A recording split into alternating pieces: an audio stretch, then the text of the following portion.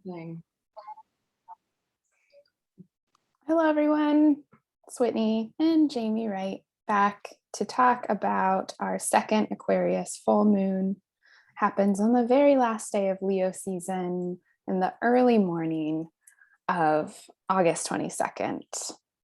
And so Jaime was here for our whole Leo season forecast, and we thought it would be fun to kind of jump back in again and talk about this second full moon, since we talked so much in our forecast about kind of what the journey from the first full moon, from the first Aquarius full moon that happened on July 23rd, 24th, to our second Aquarius full moon happening right at the end.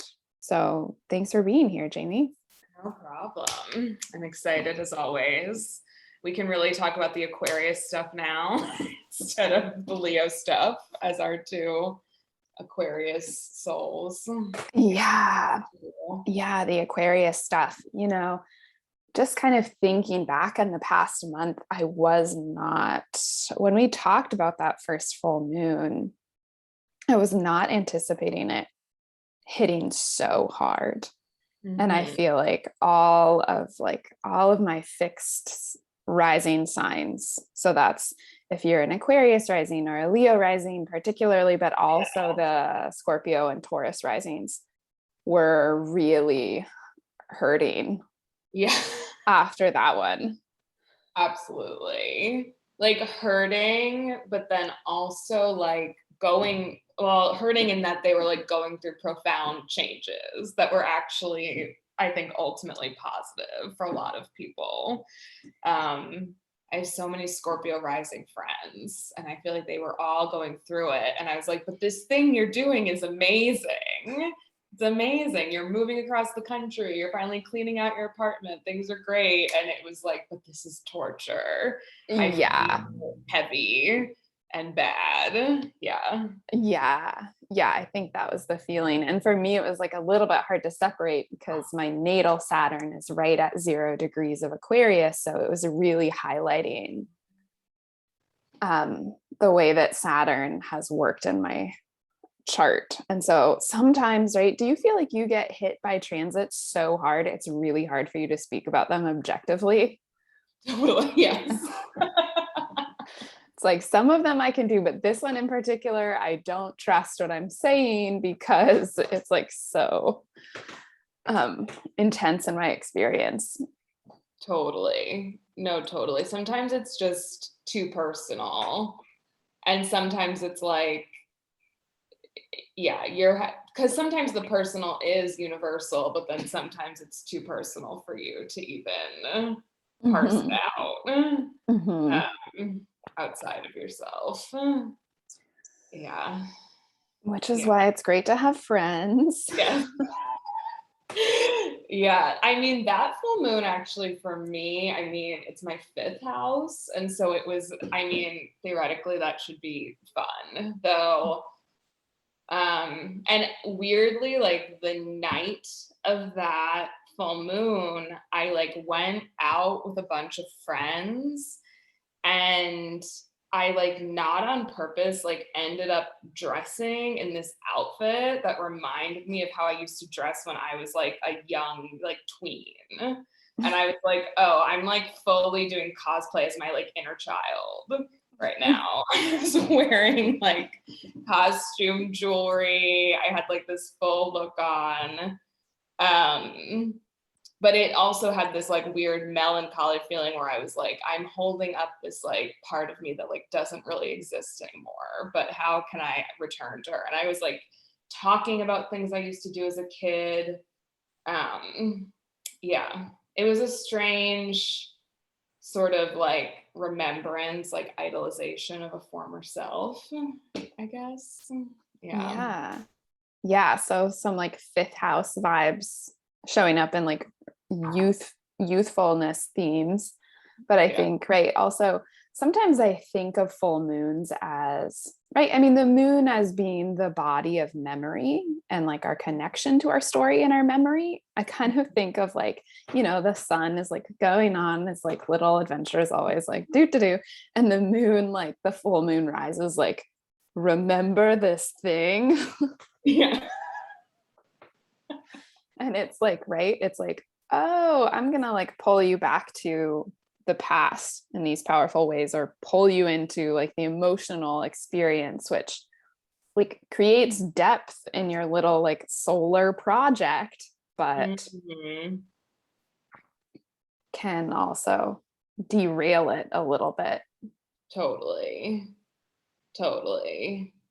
Yeah, it's interesting that this Leo season is like being bookended by these two Aquarius moons. And I feel like we talked about this a little bit in the like our Leo season forecast of just like the stuff that's gone on since that full moon, like that full moon, what happened then kind of feels like so irrelevant to everything. Not irrelevant, but it just felt separate from everything else that's happened since then. In that it like brought up stuff, but then it was like, oh, that's not what we're working on right now. That's right. Yeah. Yeah. I mean, I think that Leo new moon in the middle, square to Uranus, was like a really abrupt change of gears. Like I kind of saw the like torture of those 2 weeks leading up to that.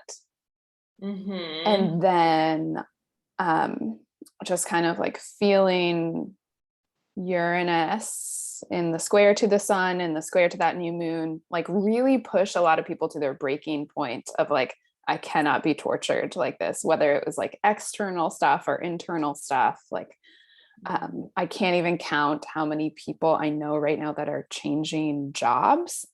And I think, right, we see that like as part of this larger theme of Uranus and Taurus and changing what's of value and what we're going to prioritize and work for and stuff. But I think, right, with the sun in Leo coming into a square with Uranus, it's really like, you know, what I'm doing isn't worth it, or there are other opportunities, or I can't work in this corrupt place with these practices anymore.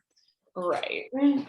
Someone I know resigned from their job and wrote a 20-page single-spaced resignation letter. It's like, Oh whoa. So like a full thesis.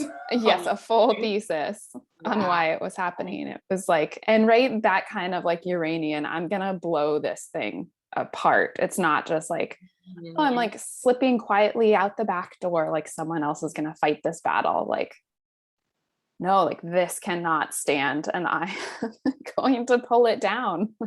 Yeah, there's the powder keg energy has been like so potent, but also it's like life still needs to go on amidst all the powder keg energy, if that makes sense too. Yeah, like life is somehow pushing forward. There's a powder keg, and then right, and then we're like going deeper into COVID again, and plans are changing because of that, and people are getting frustrated and people are falling into despair. And then I feel like reconciling also with like the truth of like Afghanistan really in our faces in all of the kind of reactions to that. And that's, you know, that is a 20-year,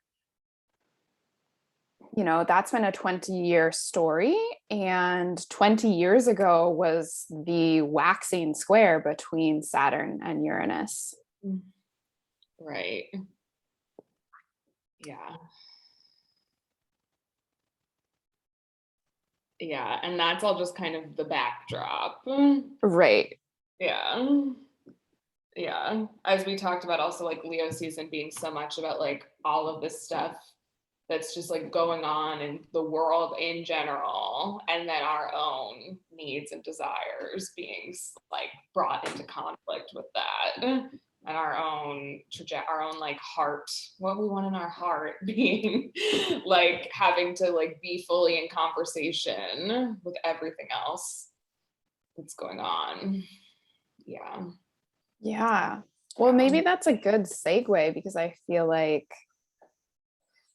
Jupiter together with the moon for this full moon highlights the processes of our leonine hearts in a different way. Totally. Totally. Even though it is, as we've talked about before, it's like this Jupiter in Aquarius, and it's like the philosopher Jupiter. It's not like true party boy Jupiter. Right. But it's still Jupiter kind of like on our team, right? Like Jupiter's still solution focused. So it's maybe like, right, going to like realizing you don't know what's happening in your like college course and going to office hours finally. Right. So like, Right. Yeah, there is a big sort of like, especially it being at that anaretic degree, it's so much of like, okay, let me just like synthesize everything and like get all like actually take in all the information and make something out of it, and like maybe pull an all-nighter, but just like throw the whole thing together and like see what's there. Right. So when Jamie's talking about the anaretic degree, that means it's happening at 29 degrees, the very last gasp of the sign. And so part of what that degree does is decide what to do with everything that's happened. And kind of, right. So there's some ambivalence. Sometimes it's like, okay, throw in the towel, we're moving on immediately, which is what the sun does later, just after that full moon moves into Virgo, and the moon too moves into Pisces. They're both like, okay, we're done.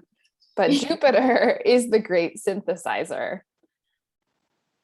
Like, okay, let's gather up all the pieces and see what happened. Yeah. And that almost feels like an impossible task, just with like what we've outlined of like how many things are happening for us personally, in the background, in the changing structures, in the larger context of I mean, the UN climate report came out in this month too. We're thinking about time in different ways. We've got right. So I think part of the Jupiterian mirror in Aquarius is like kind of like, what can you do to help on societal levels? Totally. It's and I think it's also like, whereas like the Saturnine one was so like, this is the assignment, this is the work, like this is like how much further you are from the thing, or like feeling limited by the thing. This is also like, you don't have to do a perfect job, you just have to do something kind of energy. Well, and I think that Leo new moon in the middle is like, you don't have to not be yourself in order to contribute, right? Saturn kind of tends to be like, wait, don't do that. These are all the parts of you that we don't need. Leave them all at home. And Uranus squaring the sun is like, you can't become a different person. Right. It's kind of like, well, you have to show up to the revolution as yourself. I mean, even if you are cosplaying your youthful self. Yeah. Right. It's like, you can't. And also I think, great, I mean, the youth piece is important to it. We can't show up to the revolution already thinking that we have lost. Right. And I think there's the overwhelm of these issues can definitely feel like that. And I'm not saying that we haven't lost, actually. Right. It's like, it's not like, okay, we're going to find the magic bullet that's going to like fix the like history of humanitarian atrocities that's like going to cure climate change and stuff. But like, there has to be joy and fun as part of the effort that we give, because otherwise, like, we cannot survive on melancholy alone. No, definitely not. Yeah, definitely not. And I do think it's like so much of the stuff that's been revealed in this last month, like, has been so bleak, and has in many ways also like,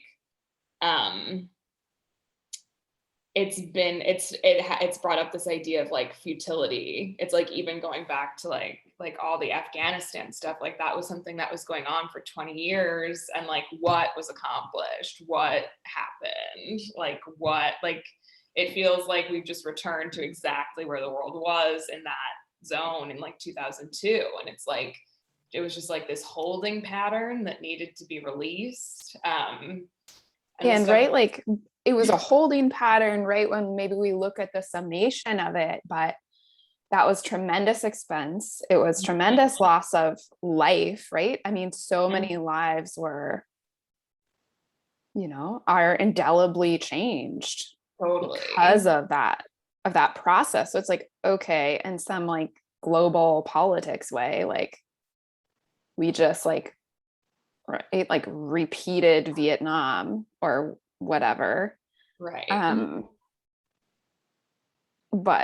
But these are like people's daily lives, both, right? The foreign service members that were over there that are now questioning the sacrifices that they made, and of course the civilian population in Afghanistan that has had just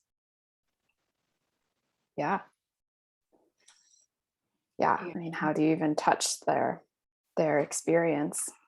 Totally. Yeah, it's just like this like tremendous amount of effort and resource and life, that then you come in at the end of it and you're like, oh, this was all kind of half baked in a sort, like the like people who were pulling the puppet strings were not thinking. So it's also like, why should I think? Like, why? I don't know. That's a different sort of existential conversation. But I think like that stuff and the stuff with like the climate, it's like the climate change stuff is stuff that we've also been aware of for like more than 20 years. But even like the early 2000s were when, in the early 2000s, in a lot of like pop music and just a lot of culture, like everyone was talking about climate change. And then I feel like it got kind of, everyone sort of stopped talking about it until about 10 years later. And then it's been like slowly amping up. And I feel like it's this similar thing of like, we've known this problem and sort of put half-baked energy into it. And now July was the hottest month recorded in history of the earth. Yeah, I think there has been a shift in the way that we talk about it, because I remember growing up and it being like this individual thing, like the individuals, like if we just all recycle and we all ride our bikes instead of driving our cars, and then it's going to happen. And I think there's a little bit of a shift in our awareness to corporations. Like even if we all ride our bikes, individuals are only responsible for 30% of carbon emissions or something. I mean, please fact check me in the comments about that. But right, there's this, I think we're becoming aware that we've kind of like ignored the growth of the machine. And that I think, right, it kind of, in this Aquarian way, it's kind of like, oh, okay, you can take that to be like, okay, our actions don't matter, so we can do nothing, or kind of like they're not changing the trajectory, so why not go for it? Which is kind of the existential, like the questions of existentialism, which feel deeply Aquarian. Right. Yeah. Of like when you cannot rely on like the clarity of the epic adventure of Leo. And like narratives of heroism. Where do you go? Where does that put you? Yeah. And I feel like there's something about this full moon, like not even just to bring up all the heavy stuff, to also say that there's something about it that's like question everything, but that can be like a good thing, or it can evoke positive change, like being critical and questioning things in that Jupiter and Aquarius way is maybe the only way forward at this point. or a clear way forward. That can Yeah. be paired with that like leonine. It's like we need the leonine heroism as much as we need the Aquarian skepticism. Right. Um, Yeah. And that's kind of how I think about Jupiter transits as well, right? It's not like Jupiter is like Santa Claus and like marches into a chart in your house and then just like gives you presents there. I no, always like thought about Jupiter more in the philosopher tone of like opportunities come through that house and the topics of that house expand because you are asking more questions of that house. yeah, it's like Jupiter is like not just giving, exactly, he's not Santa giving you prezzies. He's like showing you how much space there actually is in that Mhm. part of your life, like showing you the full landscape and opening all the trap doors and the side doors. Yeah. And like creating this like hunger and this curiosity that Yeah. invites Jupiter's opposite, Mercury, to go in and be like, what's in here? What's in here? What do I do with this? How can I use this? And then like, then the Jupiter opportunities appear because you're paying attention. Exactly.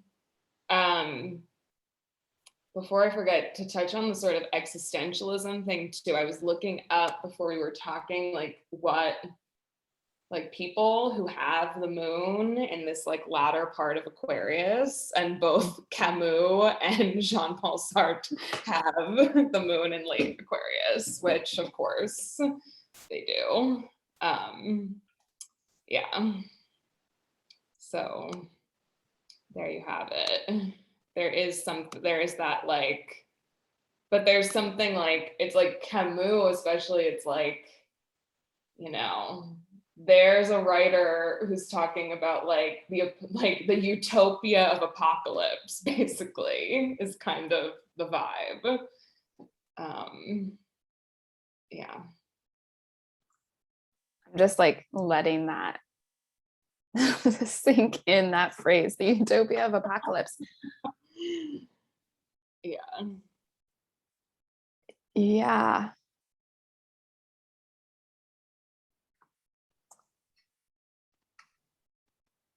There you have it, folks. That's the title of this full moon, the utopia of apocalypse. But I think, right, there is this hopefulness, and I think maybe we're getting like a hint of Jupiter's task back in Aquarius, which is like, okay, Saturn's really good at laying out all of the problems. Mm-hmm. And those problems, like, they create a lot of factions. Mm-hmm. And kind of divide us. And there's been these questions of like, and I feel like I've been wrestling with the question a lot of like, how do we come back together? How do we believe in consensus anymore? Mm-hmm. And right, I think, with Aquarius and with Jupiter, like, what is the role of information? Right. How are we using it? And let's examine the process, not just in like, oh, this like fake news sucks, and whoever doesn't think what I think just has all the wrong information. Right. Right. Yeah. But Aquarius, I was thinking about this, and I hope I can articulate this the way I want to, but Aquarius is kind of the general energy can be so like quote unquote boring in a certain way, in a way that like we see, I feel like in archetypal stereotypical ways, people are like, Virgos are boring because they like details, or Capricorns are boring because they're like so serious. But in a way, like Aquarius is sort of the most like boring sign, and that I find like Aquarius people are kind of fascinated with the things that other people find boring. And like like Virgos are very detail oriented, but Aquarians are very detail oriented in like these are my special details that are unique to me. And even if you think that this means nothing and nothing is happening, I'm gonna like sit with this whole expanse of time in my little world. Which I think to say there's like something about this full moon too, and about this Aquarius energy that's like, you know, and I like thought of that with you saying this sort of like the fact checking and the like what's the like real versus fake information, where it's like the Aquarius wants to do the boring task of being like, this is the real information, at least to me.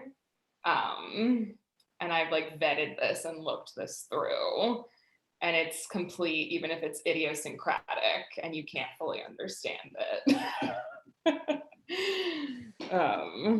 Yeah, in fact, it almost like expects to be misunderstood, because I think Aquarius can get so removed, it lives inside its own logic.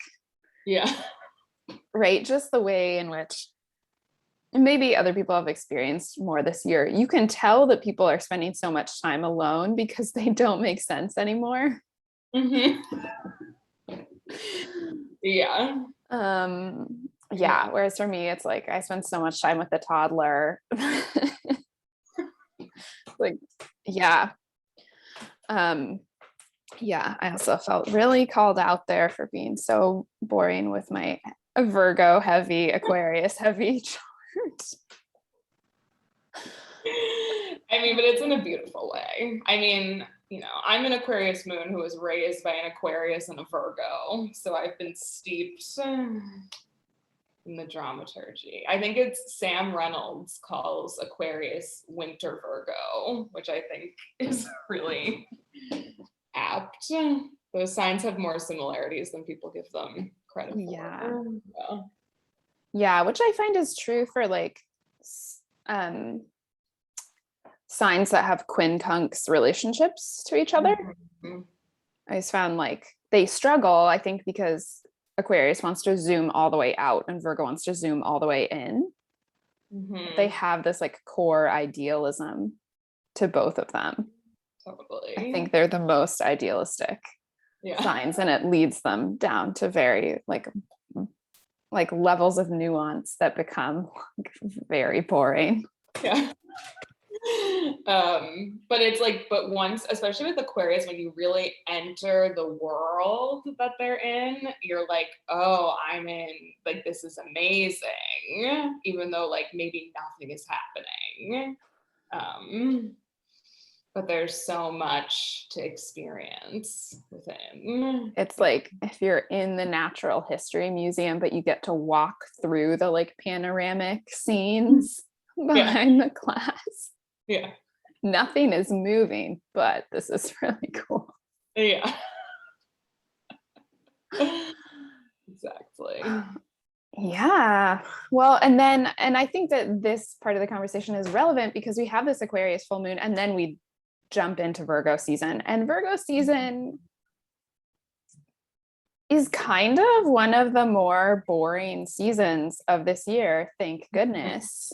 It's like there's no planetary stations, like nothing goes direct, nothing goes retrograde. The lunations are fairly gentle. Yeah. You know, there's no like crazy squares, there's no outer planet stuff. Like I don't think it's going to be a boring season because everyone has so much on their plates already. Like I don't think it's not like the vacation that we got of like whatever the 2 weeks we had of Jupiter and Pisces before eclipse season and like the crazy summer. It's not like, oh, there's like all this pleasure, but it's just kind of like gentler. Yeah, I think especially like having like Mercury in Virgo for the first couple of weeks of Virgo season and Venus in Libra. It's like things are just getting tended to, I guess. Yeah. And then, you know, then the whole thing will start coming apart again as we head towards the squares with Scorpio. The one thing interesting about this moon that I wanted to remember to say too is that it like, it's conjunct Jupiter. It's not making any other weird, crazy aspects, but it's interesting because it's kind of almost a preview for like the eclipses that are going to start happening. And not like a preview, but it's like very close to where the degree of where that like middle of November, like Taurus lunar eclipse. And so that it's sort of hitting the same axis. So I almost feel like in that way, in that I think that's like that sort of fixed sign journey is going to be like when we're really going to get into more of the like, we thought we were already having a lot of change, Uranus and Taurus, but I think this is sort of a gentle easing in to like, so sort of the like tasks that we're going to be tasked with during those eclipses. Yeah. Especially people who have stuff in late fixed signs. Yeah, late fixed. Yeah. Going to be activated. So that's Jamie's talking about how right now we're having eclipses in Gemini and Sag, but in November we get our first eclipse in the sign of Scorpio and Taurus. And so we've got an eclipse season coming up at the end of November, beginning of December, that's really going to straddle those two signs. So we'll have our first Scorpio Taurus eclipse and our last Gemini Sag eclipse. And then the nodes will change signs and we will be firmly in having dramatic changes in your Scorpio and Taurus houses rather than Gemini and Sag. So for some people, that's going to calm things down. For other people, that's going to ramp things up. Fixed signs, sorry. It's just there's just more. Yeah. Well, Jamie, thank you so much for coming back on here and processing the month and this full moon. And thanks everyone for watching. I hope you have a good month, settle down into, receive what's illuminated, and then you've got Virgo season to digest it and a Virgo new moon to piece it together. So thanks everyone. Me. Bye.